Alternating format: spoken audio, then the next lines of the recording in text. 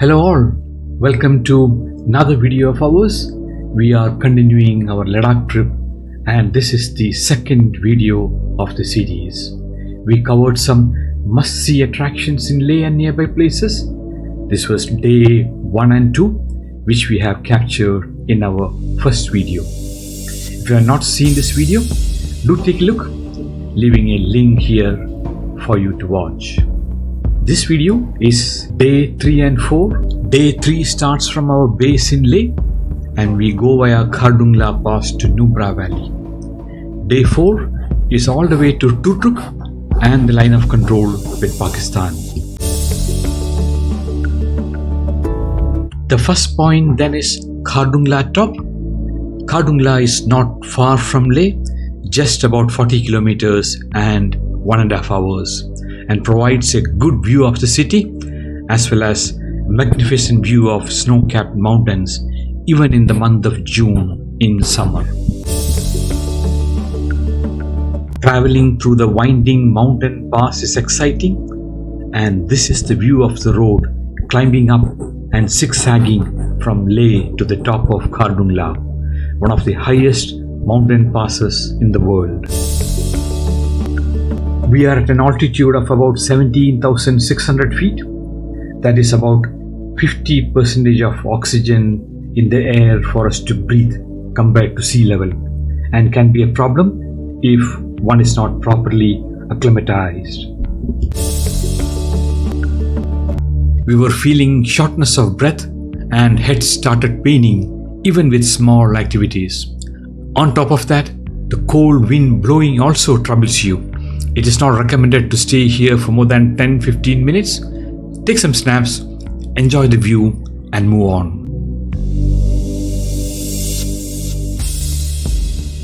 One can see snow at Khardung even in summer, and unfortunately also these remains of accidents, which reminds us of the danger of traveling via such a road.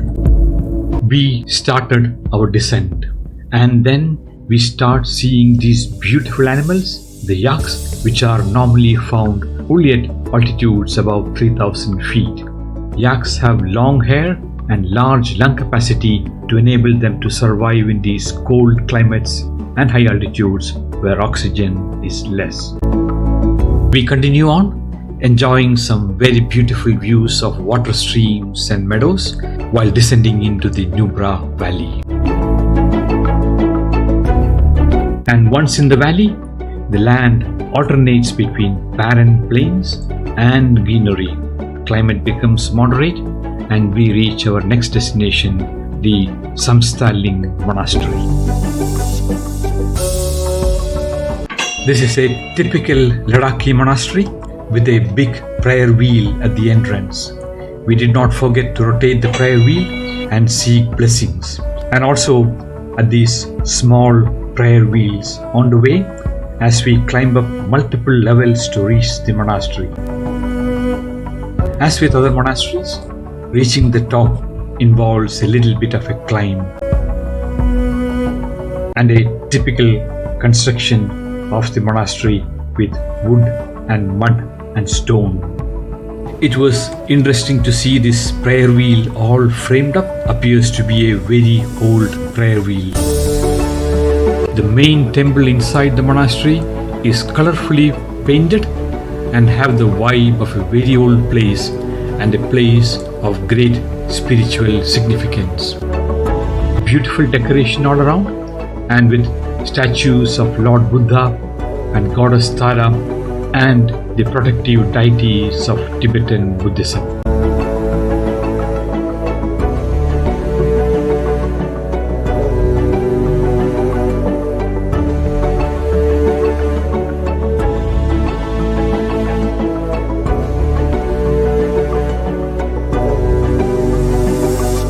There was this good collection of old manuscripts in this library here in the temple.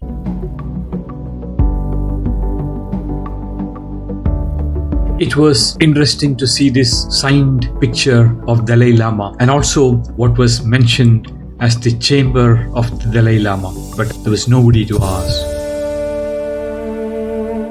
We continued our journey through the beautiful Nubra Valley along the banks of the Nubra River.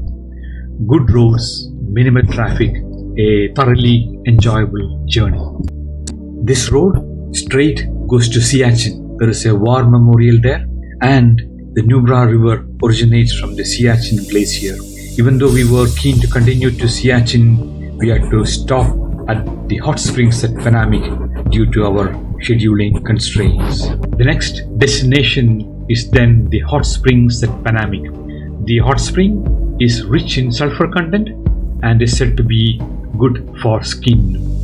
And the sulfur content is the reason why the stones have this yellow color. And the water is really hot. We spend a little time here and then resume our journey. We are going to the other side of the Nubra Valley to go to Disket Monastery. The old monastery and the Maitreya Buddha statue are the key attractions here. Maitreya is a future Buddha. It is believed that Maitreya Buddha will appear in this world in the future and lead humanity to peace and happiness. The monastery is from the 14th century, and tall, big Buddha statue is 32 meters high. This big and beautiful Maitreya Buddha statue is a recent construction and signifies peace. The view of the monastery and the surrounding Nubra Valley and the mountains is beautiful from here. Since we have seen a few monasteries already, we skipped the monastery as we were keen to visit the northernmost part of India near the line of control with Pakistan. This route to the line of control with Pakistan takes us along the Shyok River with its rugged mountain terrain and interesting bridges like these made by the Border Roads Organization. The scenery continues like this till we reach close to the village of Turtuk.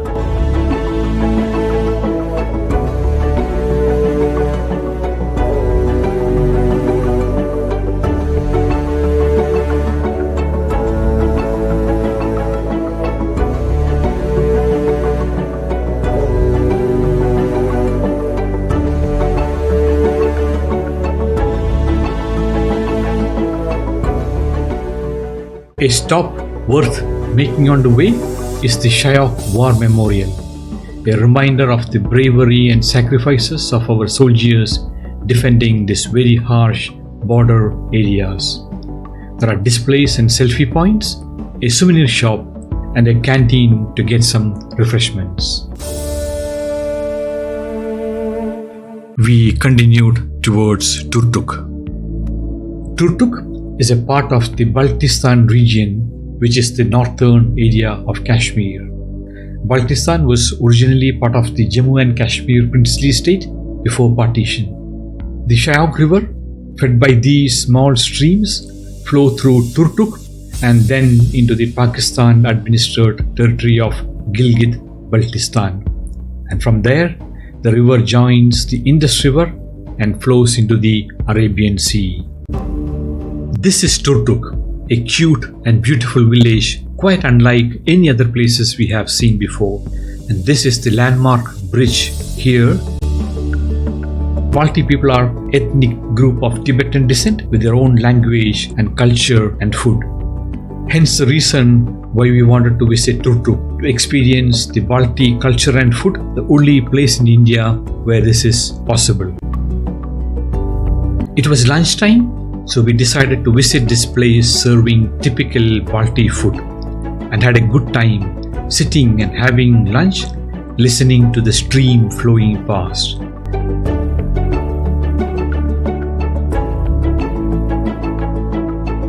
We walked through the cute village with its peculiar house constructions and streams flowing in between and under the houses.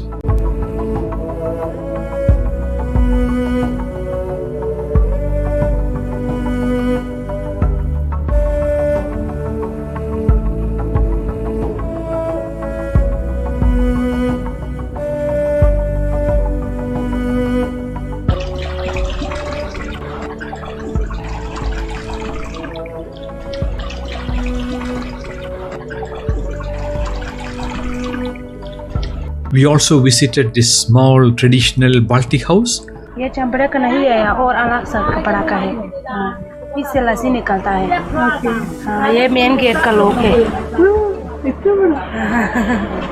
पुराना जमाने में इसे ये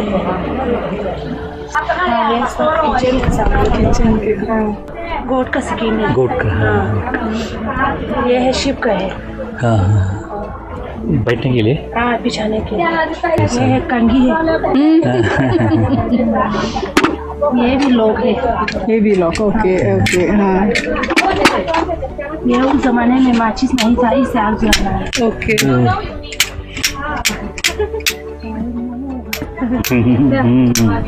हाँ, इसमें मक्खन डालना है लकड़ी की। ओके। इसमें डोल आती है। हाँ हाँ। ये मसाला पीसना। लकड़ी का है? हाँ, ये लकड़ी का है। सब लकड़ी का है? हाँ, नहीं, ये पत्थर का है। पत्थर का है? हाँ, ये भी पत्थर का है। Ladies in the house were explaining how people lived in the past. We met this old lady who offered us fresh cherries, freshly plucked. We did not quite understand what she was saying, but that felt nice.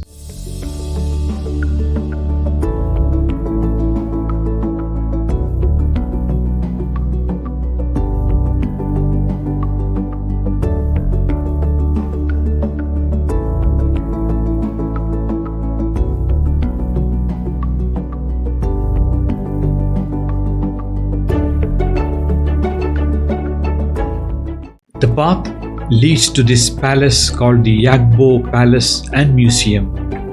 The current head of the Yabgo family resides here and explained to us about the history and culture of Turtuk and Baltistan.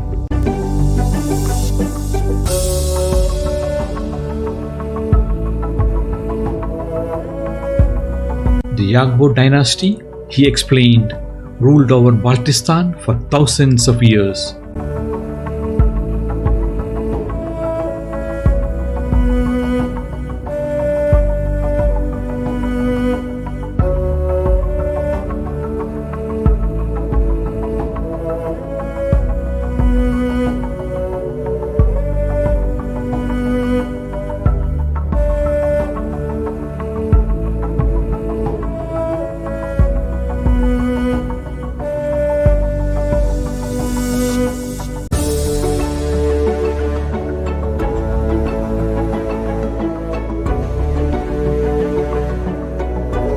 Was an interesting place to visit and get a glimpse of the cultural history of this region and Baltistan. Again, this is only place in the country where you get to see and experience this. And then on to the final village in the India side near the line of control, Thang village. Interesting story. These areas were part of the Pakistan-occupied Kashmir till the war of 1971, when these few villages were captured and became part of India overnight. That patch of greenery you see at the other end is Pakistan. With a binocular, one can see people doing their day-to-day things, which was quite interesting. Alright, with that, we come to the end of this video. We hope you enjoyed watching. Let us know your thoughts in the comment section. The details of the places we visited are in the description box. Stand by for our next video of Ladakh. Till then, bye bye, take care.